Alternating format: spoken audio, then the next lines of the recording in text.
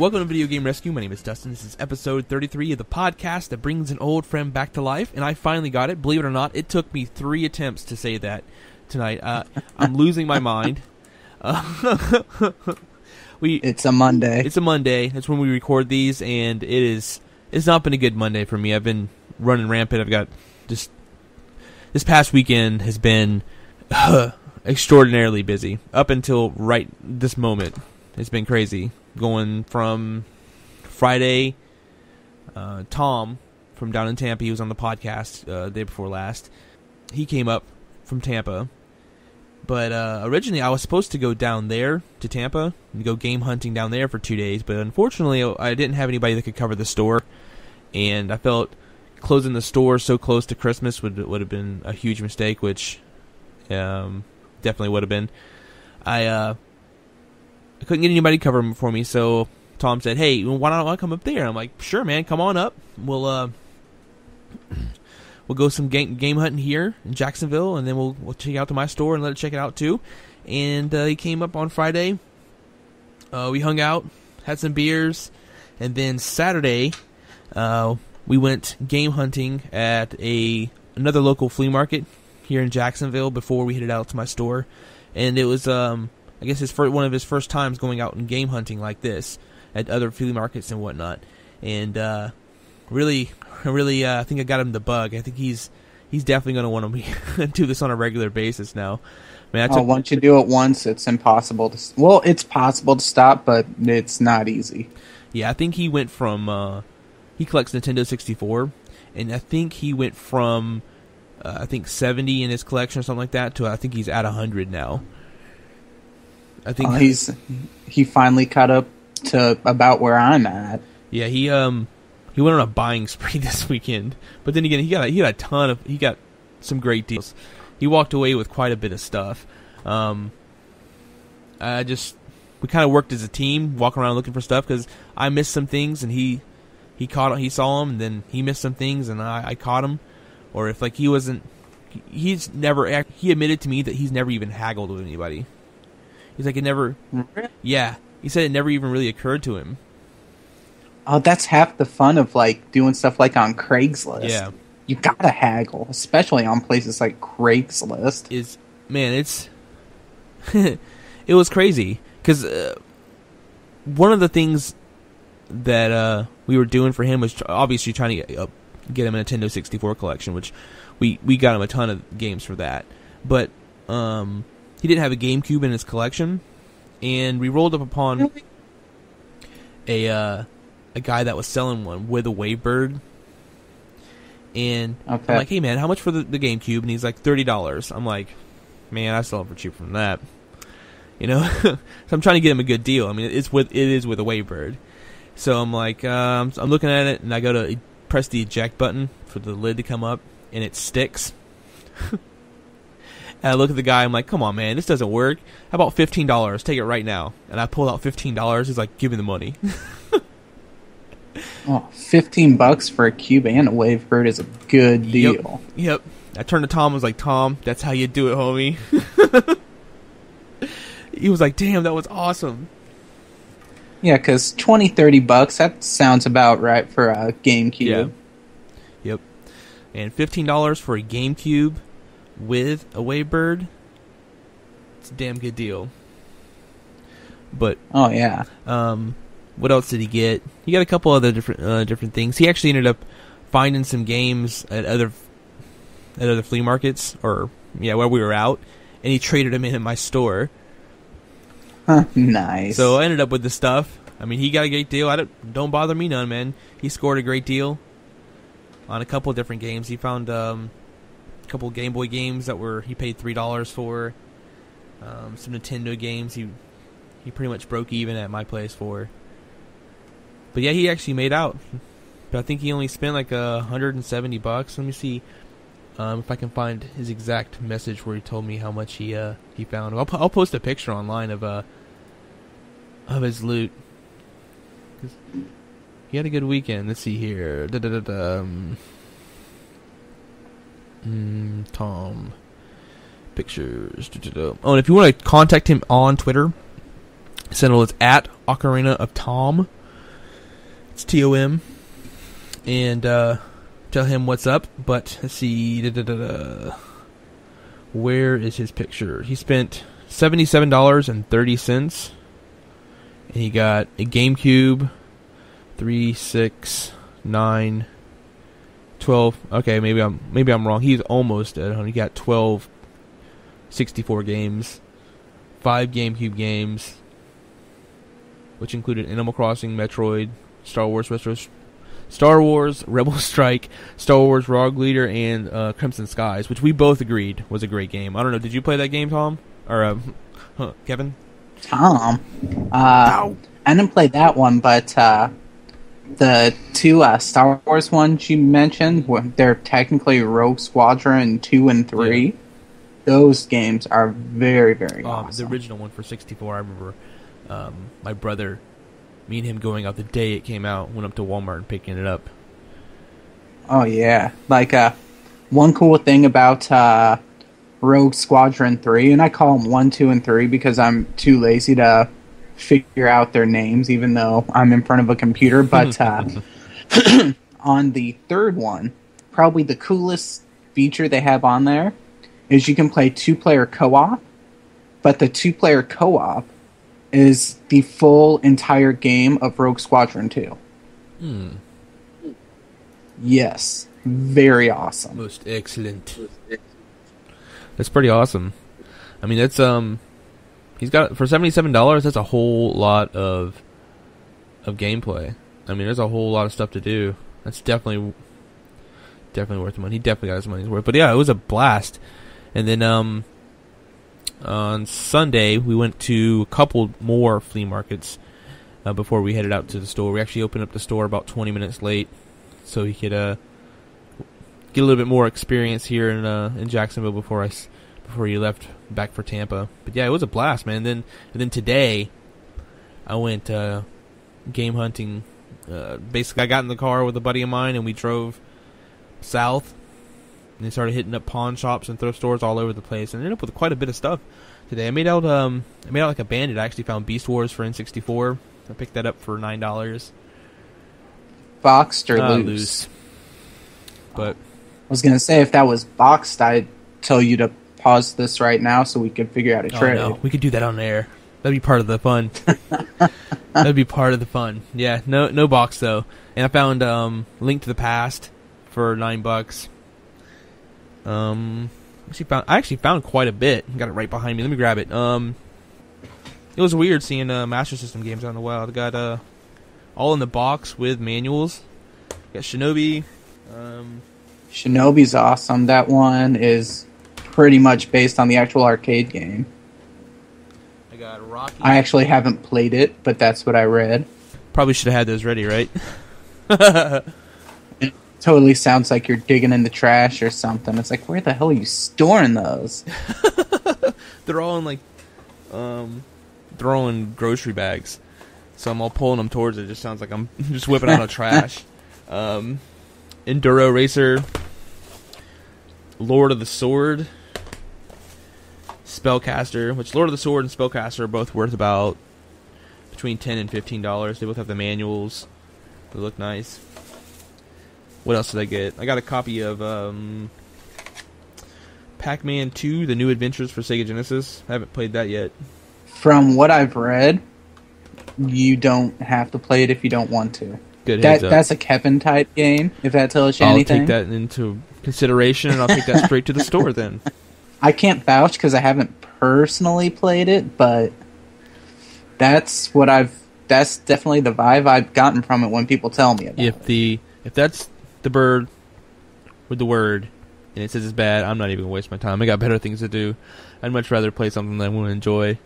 I mean, I have been diving into uncharted territory, trying out a bunch of different games lately, but I don't know. I don't want to try too many and just get my ass whooped. But yeah, I picked up Donkey Kong Country for $3. That's always nice. That sells for about, depending on condition, $12 to $15 at my store. People love the shit out of that game. It's because it's a pretty kick-ass game, though. $15 for that game, that's worth it. I mean, considering the amount of time you're going to be playing it. I mean, how long did it take you to beat that game when you were a kid? You Uh, remember? I don't remember. I mean, I don't remember. The only one I remember beating out of those was Donkey Kong Land, which was put out for Game Boy. And I had to read online because I was so close, and I remember this one because I beat the game and, it took me forever, but I went for 100% complete, and it actually shows you your percent. And there's one single level where I knew what I was supposed to get, but it was something where you had to fall off the edge at just a certain point, and I could not find that point. So yeah, that was with me. yeah, I got 99% complete on that game because I couldn't fall off the ledge good enough. Yeah, with when I was playing Arkham Asylum, I got up to, I don't know, high 80s, not almost 90%. I don't know, but I didn't even try with that one. No, I think it was 98%, but I was so damn close. I was like, I did it. I'm not going to go for that one or two more quests that I need to do to get this completed. I'm over with it, because like I had stated earlier, I mean, you can get all the accomplishments and you'll get that little gem saying you got all the achievements for one game, but as soon as they release an expansion pack for it, you lose that little gem. Huh. Yeah, one of the few games I can remember 100%ing that took forever was GTA Vice City, and I tracked out every little thing. I even went online. I think at one point I actually went out and bought a guide and everything just so I could get 100% on everything. Yeah, don't. And those games are so much shit to do to 100%. You know. The only thing I really consciously sought out to do is I got 100% all the Pokemon for the original set and the second series, which would have been the gold and silver and crystal. Oh, I cheated so bad to do that. Of course, everyone did. I just used Game Shark. Oh, see, I didn't go that far. I took other people's Pokemon. I used Game Shark, and it didn't take. I only did it for red and blue, but it doesn't take as long as you would think it would take. Even though it took a while, where I got one Pokemon, saved it, had to restart the whole game, change it so I could get another one, and just did that until I caught them all. Because it's your next encounter will be this Pokemon. And then I had infinite Master Balls, so it didn't really matter. See, yeah, I didn't do any of that. I actually played the game. I played the shiznit out of that game. I mean, it was pretty creepy. I played the hell out of some Pokemon, I'm not gonna lie. Not even trying to deny it. But man, because it was all pure playing. I mean, I did the little trick where you'd go to that little corner and you'd fight the level 99. I don't even remember it. But there was a little trick that you would do down there to get another character. But yeah, that was the extent of my cheating. I never used a Game Shark to play that. Well, I played all through the game, and I did that legitimately, and then I went back and cheated. Because I figured, I already beat it, so I'm okay with that. Yeah. Well, yeah. That's at the time when I did that little cheat to get the character, which ends up corrupting your your system or your cart. Oh yeah, the template. Mm-hmm. I know everyone calls him a Signo, but I'm guessing what it is, and it's pretty easy to tell that it's just like if you open up a notepad document, how it's called Untitled. Mm-hmm. That's kind of like what this is. You just somehow were able to glitch the game enough to where you just get the template of a Pokemon instead of an actual one. And then when you save it in your game, it's just like saving an untitled document. Yeah, you just screw everything up. But yeah, I did that. But, I mean, that's the only game I really sought after to do something like that. But I also found a couple other things. I found Super Paper Mario for $7 and Mario Kart 7 for 3DS for $10. So I was pretty excited about that. Haven't got to play that yet. I haven't even been able to play a 3DS that's coming in. I mean, I've got to play one at GameStop at their display, but I'd like to get one just to try it out, play it for more than 5 minutes, you know? Yeah, I played one of the Mario games on 3DS because one of my buddies here in town, he had one, and I played it. It was fun, but I'm just too lazy to go get one, even though I probably should, because there's actual games out now that I do want for it, like Kid Icarus and Star Fox 64. Oh, yeah.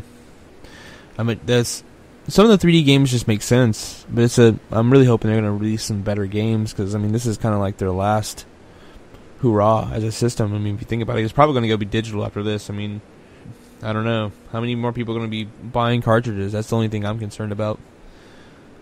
You'd be surprised. Oh, I know. Believe me, I would rather have a cartridge too, but then again, we're not the coming up generation. You know, people would... Well, I know that's a discussion that goes back and forth a lot with, we're going to lose discs and stuff. But the thing you got to think about is there's a lot that goes into making physical media, and there's just too much money that gets thrown around with that. Like, one example is midnight launches. How people line up for days to try to... Some people even, like, camp out to get games on midnight launches. Yeah. And if it goes all digital, that won't happen. What they'll probably end up doing, maybe release physical copies and then digital copies, 2 weeks later or something like that. Oh, they already do that now with a lot of games. Except for it's like, I don't know the time frame, but they already do that with a lot of games. Damn. Yeah. But yeah, there's just too much money in physical media for that to go away anytime soon. Yeah, it's pretty true. And then there's stuff like E3, where they just throw out all this stuff for media, and some stuff will be digital only, but for the most part, they're not gonna... I mean, they're big companies that want to make money in the end, so they're not going to drop all that money into marketing, just have a bunch of people overload their servers. They want those midnight launches. They want people just hounding over these games for like the first couple days. Yeah. Oh, yeah. And I hope that continues, man. It's... for my sake, I'm in the business. Yeah, and I'm on the exact opposite end of the spectrum, and I still wanted to keep going as well. Yeah. I mean, it's been a long time since I've been willing to go out and stand out somewhere and get it opening day. I mean, even when Halo 4 came out, I get it I think that whenever I got around to getting it, which would have been later that day, or the next day. I've never done a midnight release. I think I did it for Diablo 2 and World of Warcraft. Blizzard gets me out there. I'm a Blizzard fanboy. I can't help myself. I haven't played World of Warcraft in over a year. 365 days clean. I got my 1-year chip the other day. I joke, but I played the shiznit out of that game. I can't tell you how many hours and hours and hours I had with that game. A whole lot. If you can imagine a whole lot. I was almost Cartman-like. Yeah. Cartman-esque. But, so enough about me.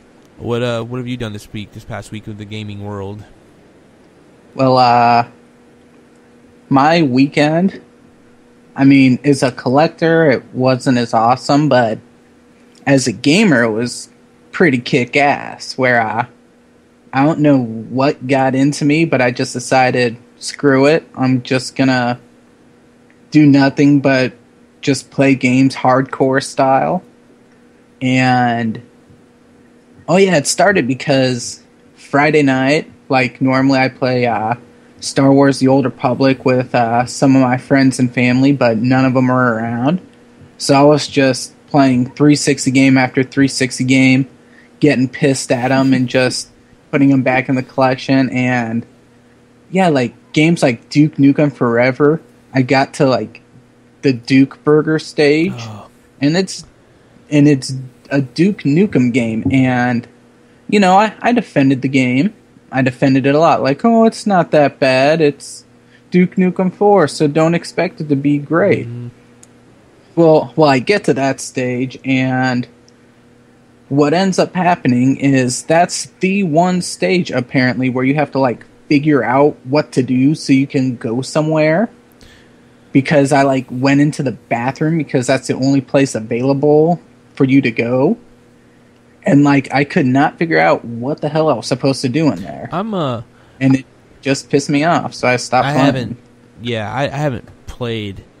God, when I got the game, I was really excited to get that one. That was one of the first games I've been excited for a long time, because I grew up playing Duke Nukem, the original one, and playing all the other titles that they released, and for this to finally come out, I picked it up, and I got... I don't know exactly how far I got. I mean, I played it until... a portion where I think I'm supposed to shoot down some flying thing that keeps coming towards me. I don't know what stage it is, but... Oh, yeah. If there's a bunch of flying stuff, then chances are it's right before where I got to and stopped playing. Yeah. That's where I'm at, and I haven't gone back since the game came out. I mean, I still have it in my collection. I don't plan on getting rid of it, but it's... It's a shame that I haven't picked it back up. I mean, maybe I should go back and finish some of these games. It's not like the old days whenever playing Super Nintendo or some of the NES games that you played it to a certain point. It's like playing Mario up until the last 4 or 5 levels. You couldn't beat it and never finished it. I know people that have done that. Oh, God. I can't tell you how many times I've beaten Mario. Yeah, and actually happened with the second game on Friday night too. Oh, I was playing Rage on 360, and that game, I mean, the graphics are just amazing to the point where the game feels like one massive tech demo. I mean, the graphics are just amazing. But if anyone's played it, I mean, it's a first-person shooter, but really, the way it plays is you have a central city.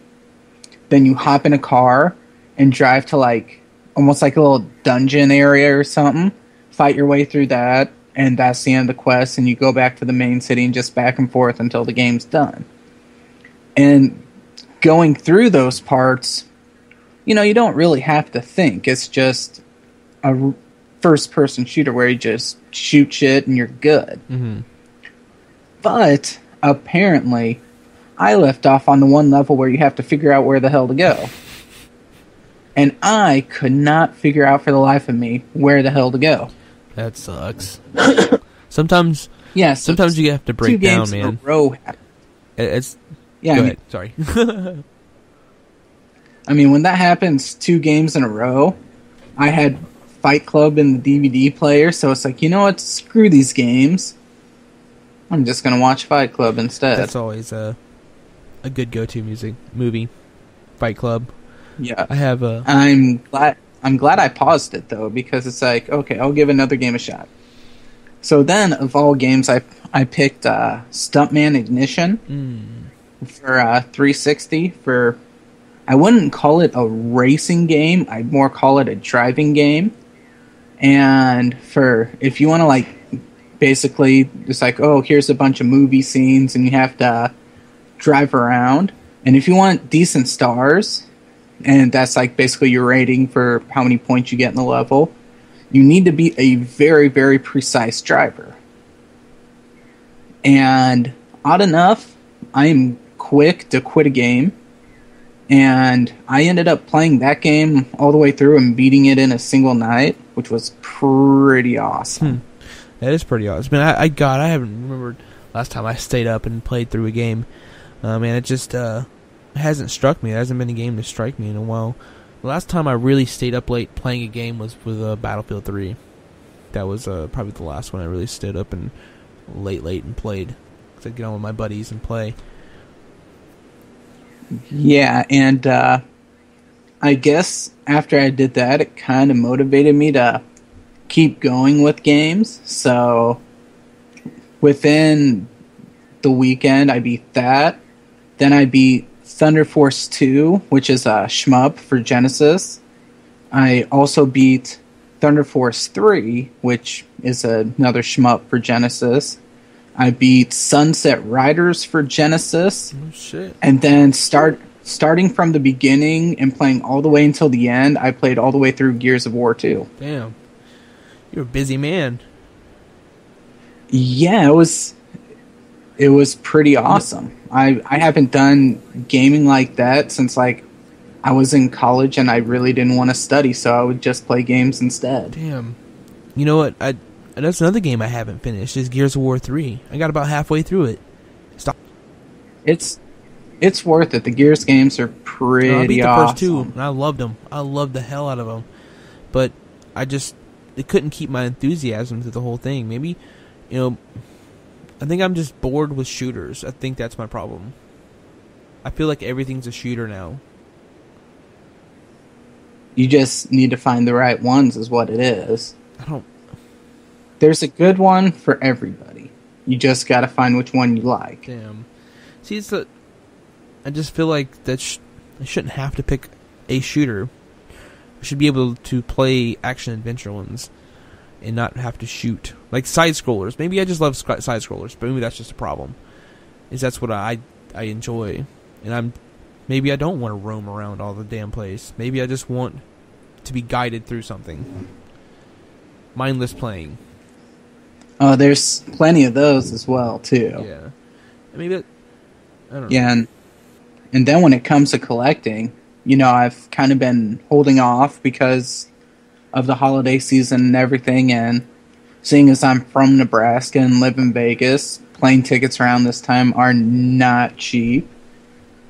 But I found out about the Blockbuster deal and I don't care, I already bought the games I want to buy, so I can reveal my source, but at Blockbuster, in a way it's disappointing, but it's pretty awesome, where any game that's $19.99 or less gets marked down 50% off at the register, which is pretty awesome.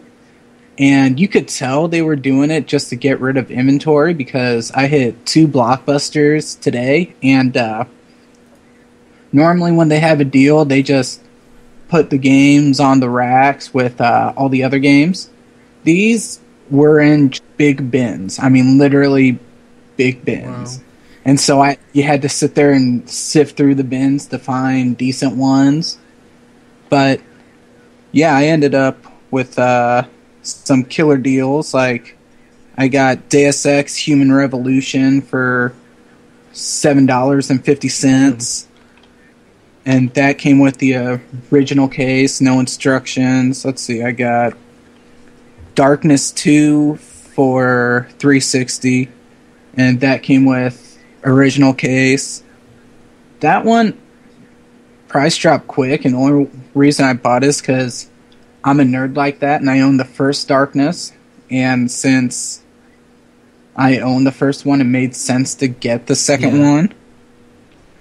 And let's see, I also got Legos Pirates of the Caribbean, just because all Lego games are the same, and they're all pretty fun. Yeah, if you find something that you like, why not stick to it?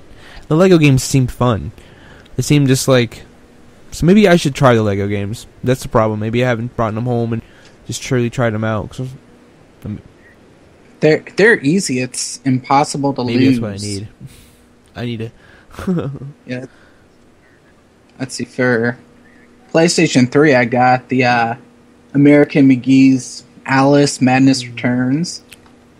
That one, I paid $7.50. That's pretty cool. The only thing that's kind of lame about it not coming with instructions, just being a case and disc, is that for this game, since it didn't come with anything, apparently there's like a code. I don't know if it's like on the instructions or an extra card, so you can get the original American McGee's Alice. And I can't get that, but honestly, for $7.50, I'm okay with that. Your experience. Even if you play half the game, you get your money's worth. $7. I mean, that's $7 of entertainment. You can't see a movie for $7. Yep. I mean, maybe you still can. And then the last one I only got 5, but whatever, is the This one I'm a little excited about because I don't own many, but I got Kirby Mass Attack for Nintendo DS for $10.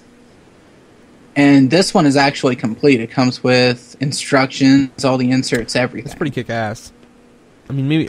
I just looked up. Yeah. I actually have 2 Blockbusters left here in Jacksonville. I thought they were all closed. Yeah, that's what I thought here, too. Because a lot of them, like, if you Google Maps them, you really got to check them to make sure it's not a Blockbuster Express. And I'm pretty sure the Blockbuster Express are just kind of like those red box kiosks. And I'm pretty sure they don't have bargain bin games in there. I just went to their website and looked it up. So I'm probably going to swing by there. I wonder if I can still buy some of the stuff from their closed stores or some of the stuff they're liquidating. That'd be nice. Yeah, I'd suggest people hitting the bargain bins because they have some really awesome games. Like one of the ones that they had that I didn't buy because I've already got it. They got Gears 3 for $10.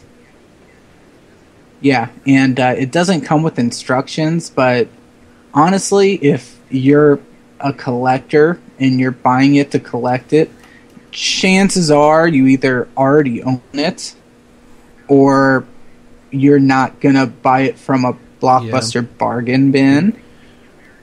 Yeah, like me, I already own the Epic Edition of that was the first Gears 3. I did not buy a Legendary. The upgraded version of it. This is the first one. Yeah, it's pretty awesome. They give you so much stuff with it. It's a shame I should have done that. I do own the Fable one, which is pretty nice, but I should have done it with the Gears. I think Gears is going to be one of those series that, 10 years from now people are going to be after. That's going to be the game. The value of the game will definitely go up. $10. Yeah, you can't beat that. You can't beat that.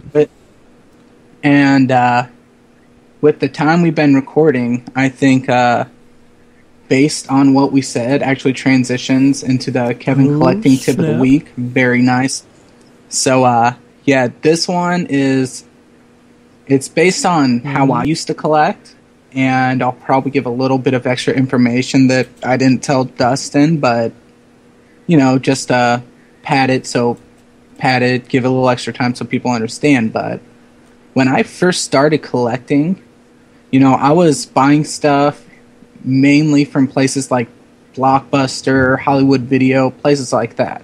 Basically, if the game was out currently, I was getting it. That's how I ended up getting Clay Fighter Sculptor's Cut. I bought it directly from the source. Since it was a Blockbuster exclusive game, I went and bought it directly from Blockbuster. And I didn't buy it from there for collecting purposes. I bought it because, I was a nerd for Clay Fighter. And the thing is collecting has changed so much because now the stuff that I grew up with is considered classic, and people can't just go to a Blockbuster or something like that to buy that anymore. And my tip is, and I know a lot of people are about collecting for money, and unless you're selling the games, I would not suggest people do that. I mean, get the games you want for your collection, but don't get them based off of how much they're worth, because you're going to end up shooting yourself in the foot, making a mistake later on down the road, just trying to amass expensive games. So my tip is to really try your best to collect for this generation, the current generations. And the generation that's slowly dying off right now, like Wii is really awesome to get into right now. DS is really awesome to get into right now. I mean, that stuff is still out, but you can tell it's very much dying. You can amass a good collection of good titles to play with very little money. And another thing to keep your eye on, they're going to stop making those games here soon. There's going to be maybe 1 or 2 more games, that they're going to taper out. They're going to taper out. I mean, granted, probably over the next year, there's going to be some. But keep your eye out for some of those sharp titles, because you never know. It's like with the PlayStation, whenever they started fading the PlayStation 2 out. Because people loved PlayStation 2. People loved it. Yeah, that's why it lasted for, I believe, Yeah. 12 years. Don't hold me to that, but I believe that magic number is Yeah, 12. it was like And it's it's crazy because, like, a good example is something like the game Earthbound. Now, I'm not a fan of the game. The reason why I've never pursued trying to get it, even though I make enough money in a paycheck, not to brag, but a little bit, whatever. But I make enough money in a paycheck where if I really wanted to, I could hop on eBay right now and just buy it. But I have no interest in it. I had no interest in it back then, so why should I have interest in it now? And, excuse me, back then, no, I mean, sure, there may have been one or two people, I can't say no one, but I highly doubt most people realized it was going to turn into the game it did. And it's not that the game was produced in shorter numbers. I mean, sure, it wasn't put out in like the Super Mario Kart numbers, but it wasn't exactly 5,000 copies or something like that. It was put out in decent numbers. But since no one really cared about it back then, I'm sorry if you're an Earthbound fan and you did care, you know, you're not who I'm talking about, but generally people did not care about that game at all. You know, the people that had it, kept it, and now the supply is slightly running short. Now, with collecting, to think that that's not going to happen today, you're really kidding yourself. You could be like, oh, well, these games are coming out in such high numbers. Yeah, but how many people are actually buying all these games? If you're buying based off what you want, you have to understand that if you want it, there's easily a million other people that want it as well. The game is just popular right now. You know, it's the collecting as a hobby is really starting to explode now with other people like the Game Hunters and other podcasts and people that do it stuff like this. I mean, I'm not ignorant to the fact that there's a ton of other people doing exactly what we're doing, but I mean, this is a hobby, and this is something that very popular. So a lot of these games are going to go up. That's the nature of the beast. When people realize it is a hobby, and it's going to get more and more and more, it's going to get bad. I mean, that's why we have so many people that are reselling that are not collectors. Yeah, like one example of a really awesome game, and I'm not saying you actually should go buy this to support the company. Don't do it to collect it. Do it to enjoy the game and support the company so they keep doing this. But Cave, who makes amazing shmups. I mean, in my eyes, they're the king of shmups. I mean, they just can't be touched with how amazing their games are. They I actually have it in front of me. It looks like a company called Rising Star Games brought it out to the States. It used to be a Japanese game called Aikai Katana. It's spelled, I'll spell it out because I really highly suggest everyone get it. It's A-K-A-I, then Katana. This is a game where I'm not saying it's going to be rare, but it's generally a very, very good game. And if you look at the track record of shmups throughout basically collecting, the prices of shmups only go up.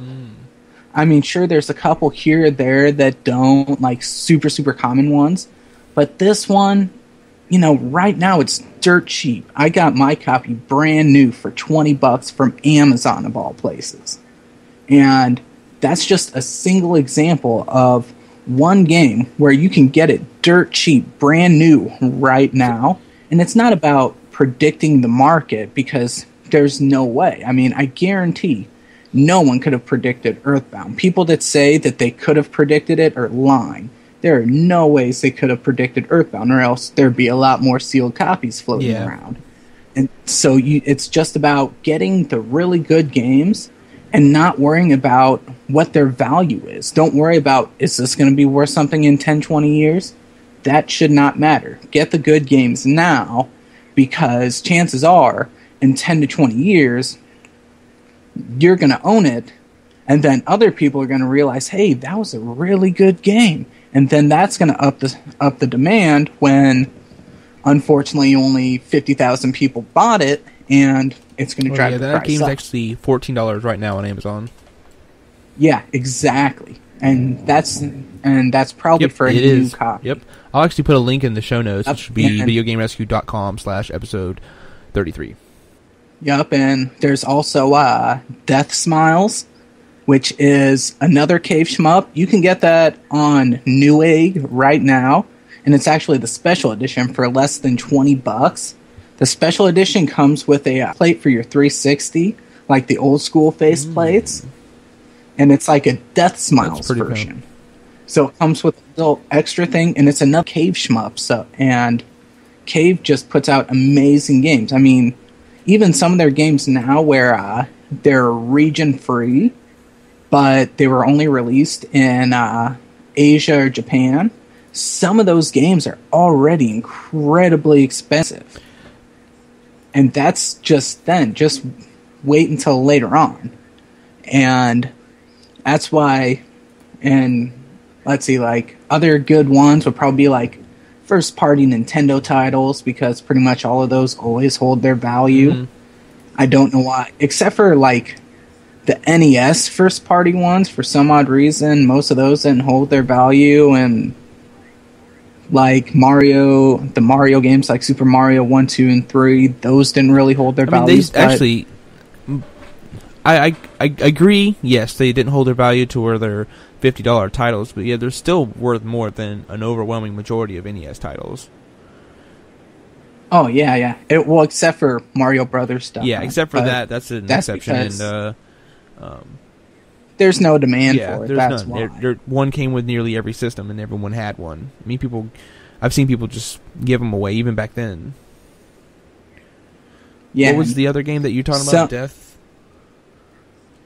Death Smiles. Okay, Death Smiles. Bam. I'll add that to the a limited edition. You can buy that right now. I think that was the one you're talking about. Yeah, I know it's on Newegg for pretty cheap right now. It is brand new for $29. That's the... Okay, well, either way, it's worth it. It's a great game. That's pretty badass. Yeah, it's a special edition. Comes with a fun little extra piece of plastic or something.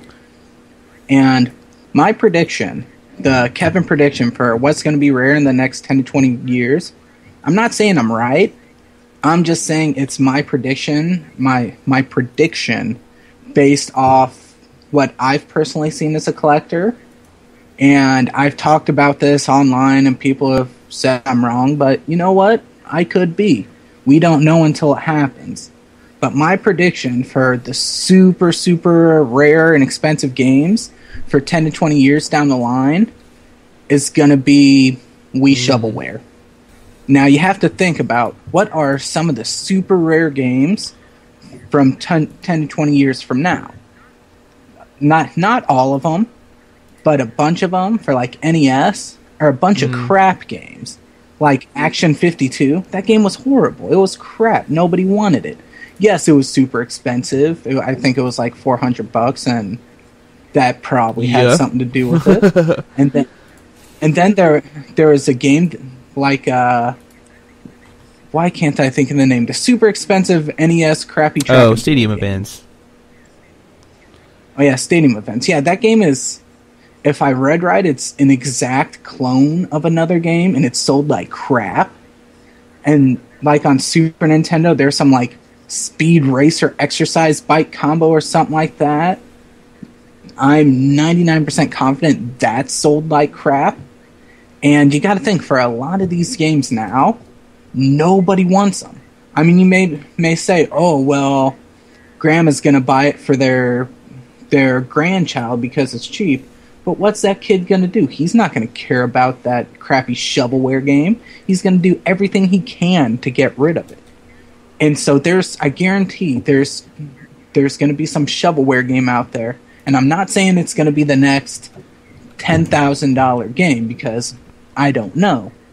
But there is so little demand for that shovelware right now, to where in the future, like the kids that grew up on the Wii, and there are kids that are growing up on the Wii, because that thing was wildly successful. Oh yeah, it was. And then when kids go back, when they hit about our age and they start getting what I like to call the adult income, where they can go back and start buying everything they want, they're going to be like, man, I remember the Wii. That was awesome. Let me start collecting for that now. And then what's going to happen is all these games where there was absolutely no demand for them, even if there's supply, no one's going to own them. Yeah. No one's going to have them. This is obscure titles. I mean, there are some ones that were recalled or, there are some that were recalled recently or in the past year that are, I want to have to look that up. I'll do some research and I'll post it on the forums, or actually we'll probably talk about it next week, because if I remember correctly, there were some games that somebody illegally used someone else's engine, and I guess they got sued. If I'm remembering the... Yeah, that sounds like Silicon Knights. Yeah, because that's the one where there's like the two big ones. I know there are a bunch of ones for PC, but like the big console ones was X-Men Destiny and 2 Human. And excuse me, yeah, those are supposed to be pulled. I'm pretty sure you can still buy them, and I haven't really noticed a price incline. In fact, 2 Human, I bought that original case and disc from GameStop for $2.99. Oh, wow. If that tells you how much of a demand it is right now. Excuse me, but that's the thing, like, that's why I predict the Wii shovelware. And like I said, I could be 100% wrong. But history has shown with collecting that if there's no demand for it, the supply will go away. Because nobody wants those games. Nobody's going to hold on to them. Except for a few collectors here and there.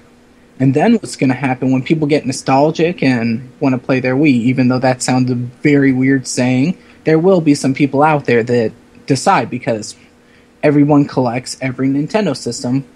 There's no way around that. There's always going to be a collector for a Nintendo system. Probably in February, going on my Wii buying spree. I'm going to have a ton. I'm going to buy a ridiculous amount. Yeah, and it's something I still need to do, but I mean, like, it just makes sense that some of the absolute crap games, because I know for a lot of places they'll either clearance the games out or they'll send them back. The ones they send back, those will probably be the ones that are going to suck to find. You can probably start looking now. I mean, you could get some of these that are pretty expensive. I mean, I just looked up rare. Just typed in rare Wii games, and I mean, some of them seems kind of dumb. Like they're saying, let's see, Godzilla Unleashed. And new price is $55. Used price is $32. I mean, like, no duh. But I mean, maybe the numbers are just down.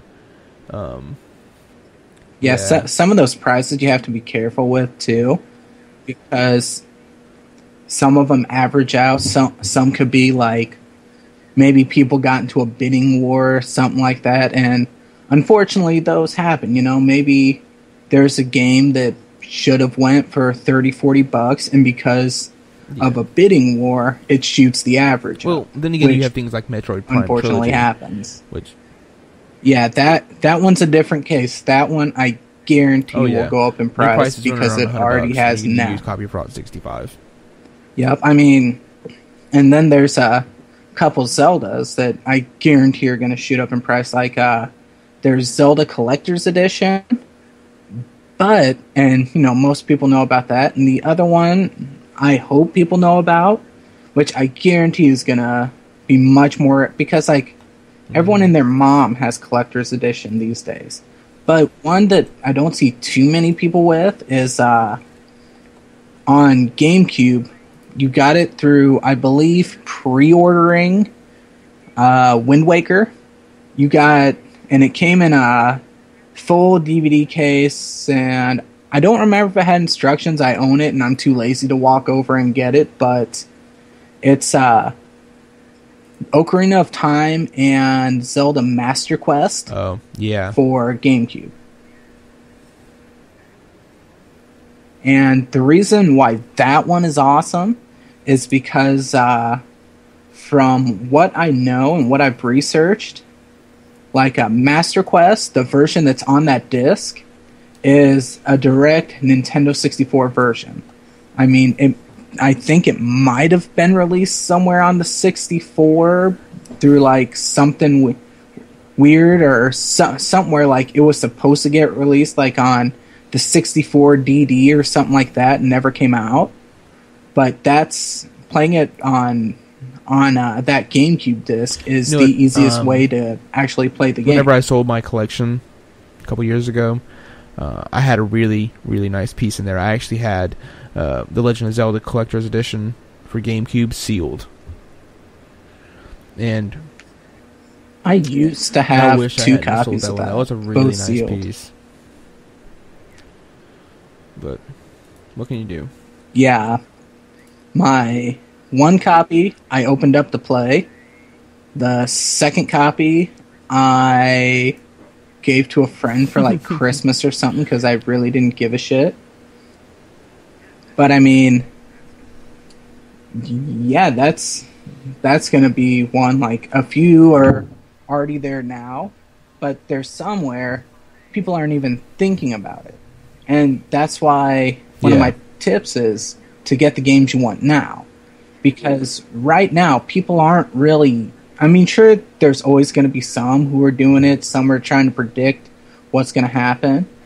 But, like, there's so many people going after the retro stuff to where, yes, there are some looking at now, but there's not as many. So that's why. And get yourself whatever games you want now. Because you're going to regret it in 5 to 10 years, maybe less. Just like Dustin just said. He got the games he wanted, and then he got rid of one because it's like, who gives a shit? Like Zelda Collector's Edition. I sure do. And now he already regrets it. And what's going to happen is you're going to end up like, oh, screw it. I can just go get Gears of War for like $5-10, so I don't care. I'll sell it. And I don't know, this is just a random example, so don't take it as face value, but maybe in the future, Gears of War 1 will happen to be that one that spikes up in price, and you realize you sold it to some big place like GameStop or Amazon or somewhere, and you sold it to them for like $2-3, and it jumps up to $150. That's just an example. I highly doubt that'll happen. One good one but we'd probably pick up now would be the Gears of War triple I could pack. be wrong. But it's $25 now, and you get both of them. I mean, or all three. You get the 1 and 2, and you get the expansion pack. And that one's, there's not as many out there as that one. I mean, there's millions of Gears of War 1, 2, and 3. Particularly the initial launch of Gears of War 1, and they did the platinum hits of Gears of War. Yeah, and another good company to start buying games from is THQ. Because they are a big failing sinking ship right now. I mean, I'm not saying it to talk trash. That is really what's happening. They are a massive sinking ship right now.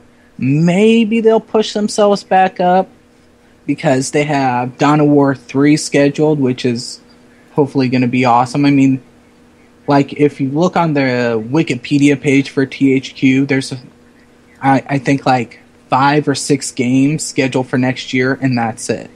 And THQ is huge, and they only have like 5 or 6 games scheduled for next year. Compare that to EA, who I don't even want to count how many upcoming games that they have planned. I'm sure it's a lot more than 5 or 6. THQ is a sinking ship. I mean, if they put the THQ company, they put their games up on the Humble Bundle.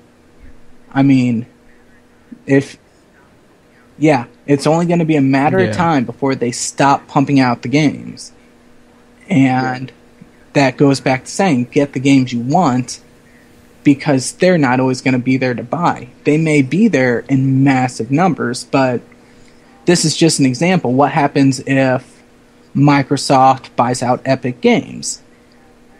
I mean, it would make sense because then they'd have access to the Unreal Engine. They'd have access to all the Gears games. I mean, similar to what happened with Bungie, where Microsoft bought Bungie. And then you have to think about stuff like that. And Gears of War games, that's just an example. And I keep going to Gears of War games because I just beat the game yesterday, so it's stuck in my head. But I mean, you don't know what's going to happen. None of us do. I mean, THQ, they've been around for such a long time that I would have never predicted what's happening with them right now. I mean, earlier on, Midway went down. No one would have... I would have never seen that. Acclaim went down. I would have never seen that. And that's the thing. We can't really predict what's going to happen, which is why we just get the games we like, because in the future, there's going to be other people that like the games just as much, which unfortunately happened with the reason why I don't own Metal Warriors on Super Nintendo, because I owned the game and got rid of it. And that's probably a big regret I have, because, you know, I don't want the game to collect. I want the game to play. But the thing is there's a lot of other people that also want the game just to play. And that game is crazy expensive. I mean, it's not in the thousands or anything, but I was told that it's definitely, for a loose copy, gone over $100. And I seriously remember probably 3, maybe 4 months ago, a boxed and instructions copy of Metal Warriors was going for $70. And I figured, no, that's too much. I'll wait a couple months because it's Metal Warriors. Screw it. Who the hell wants that? Besides somebody like me. Apparently a lot of people, because loose copies shot up over 100. And I pretty much decided, screw it. I guess I'm not owning that game now. That's what it's going for on Amazon right now. Yep. See, it's the game. The game has shot up in price, and it was a game I liked and got rid of that I probably shouldn't have. And you would seriously be fooling and kidding yourself to think that's not going to happen with this generation. And that's why with retro games, don't worry about owning a full set unless you're really, really committed. Don't worry about owning every Super Nintendo game or Genesis game, because let's face it, unless you have $10,000-$20,000 for there's actually some a complete it's US not gonna Nintendo all boxes, all manuals for $24,999 on eBay right now. Yeah, I think he was on. He posted pictures up on Reddit, didn't he? Yep, and let's just say I won't say the price because I don't want to hurt his sales, because I say more power to him.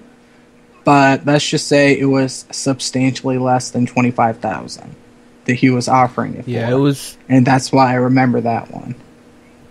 And don't get me wrong, $25,000 is still a great deal for all those games. That's a huge amount of work and effort that's gone into this. I mean, I think you're getting more than just the game value, the street value of some of these games. You're getting an incredible deal to find all these. But then again, it takes away from finding a collection. I mean, I don't think I would never do this.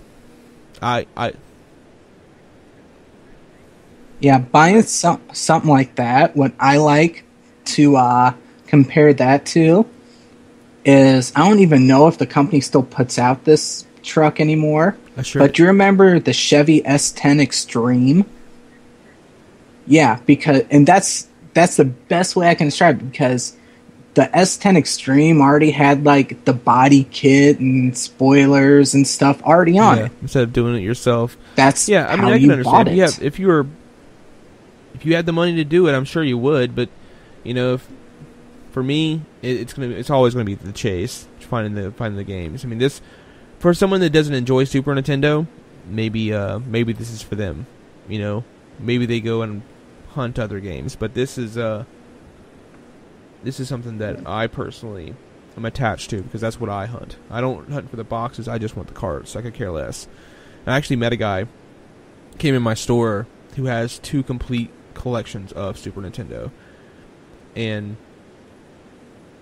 he's actually going to bring some of the rare titles in because he has multiple copies of some stuff. Because I'm missing Secret of Mana, Lufia 2. He's actually going to bring me some of those. Like, this guy's been collecting before collecting was even a thing for video games. His son, he has like a 16, 17-year-old son. His dad, he came in with his dad. He's like, seriously, my dad has a problem. He's like, he's a hoarder. Yeah, this guy. I just call his son that came a in, good collector. and he's just looking for stuff for the newer systems and whatnot. And his dad told him just to grab 2 random boxes out of the garage, and he brought me 2 Super Nintendos, 2 regular Nintendos, an Xbox, a bunch of Sega Master System controllers, a bunch of different types of them. You got I think there was Zapper was in there, the regular controller, the joystick handheld controller, a 360, and something else. I think he just brought me a bunch of stuff. He's like, dude, just give me whatever. I'll bring you more stuff. Because I guess his dad has acknowledged the fact that he's a hoarder. So now he's just trying to get rid of a lot of stuff. So that's the thing. Like, that's actually a kind of collector as a hoarder. And unfortunately, with things like the show Hoarders, when people hear that you're a hoarder, they think it's a bad thing. But I guarantee every single video game collector has, if they consider themselves a hoarder, all their shit's organized. It's not like those houses where like there's stacks of trash 5 feet tall. It's not like that. I mean, if that's not how collecting hoarders are. I mean, yes, they're in the sense, in every sense of the word, a hoarder, but they keep it very nice. And if there's any collector that listens to this and says that's not true, send your not nice stuff my way, and I'll take care of it for you. But I guarantee me saying that, someone's like, I'm a hoarder, I'm still not going to do that, and you'll give them an excuse to go clean their cards. You could tell the guy that this was in a garage, it needed some love and cleaning up, but man, it was a great deal. The kid ended up not grabbing anything. He ended up playing some of the Tom and I had never played the Apple Tree games, the Joshua Tree games. Apple Tree, what the hell am I thinking? Tom popped one in and started playing it with this kid, and basically I forgot which one it was, but it's basically Zelda. Input religious views plus a input like a basketball court in the middle somewhere. It was really weird, man. Yeah, I played one of them because when I was getting babysat, back when I was a kid, like the chick that babysat us, she was like a legit babysitter, whatever, with a legit daycare in like her house, but she had a NES and she had one of those games, and I don't remember which one it is, but one of them was like when you were riding with baby Jesus on the donkey and you had to like kick stuff with the donkey, and it was kind of a weird platformer. But I was so good at that game. And then every once in a while, just like this will give you a random Bible question every once in a while. And part of the story was that business people were bad, and skateboarders were bad. It was this game was bad. Yeah, I'm not saying the game I played was any good, but when the only game you have to play is riding on a donkey with baby Jesus, kicking stuff with the donkey. If that's all you got to play when you're a kid, you're going to be damn good at that game. This is the time we're going to go ahead and ask the question of the week. And do you want to go ahead and take care of that, Kevin? Yeah, I'm not going to lie. This one was a last-minute question, but it's a good one. Chances are, I'm not spoiling it when I say you can Google it, because you can Google everything. But before I say it, this is one where I will highly, highly recommend that you check out this game. It's easily in my top 10 favorite games of all time. I mean, it's an amazing game that everyone should check out. And this is just a question maybe to get you looking into the game. And it's a good one. It's a amazing game. Highly, highly recommended. But the question of the week is, what is the name of the final boss in American McGee's Answer it up. Scrapland? If you want to answer that, remember you can go to the show notes at videogamerescue.com, episode 33, or you can just jump on our forums at videogamerescue.com/forum, and the question of the week will be there if you answer it, and I could possibly send you something cool. We got stickers. Sometimes I throw a random game in there. It really depends, but if you go ahead and do that, we will toss something cool your way. But we're going to go ahead and wrap it up. We're going to add a little over a minute or an hour and 7 minutes or something like that. So we're going to go ahead and wrap it up, and we want to thank everybody for listening this week. And remember, you can see us on Tuesdays, 7:30 at 8bitx.com/chatroom. You can talk with us while we listen to the podcast live. Thank you very much, and please, it is the holidays. Everybody is probably using Amazon a lot, and our link on our website, if you click that and do all your normal shopping, it does help us out.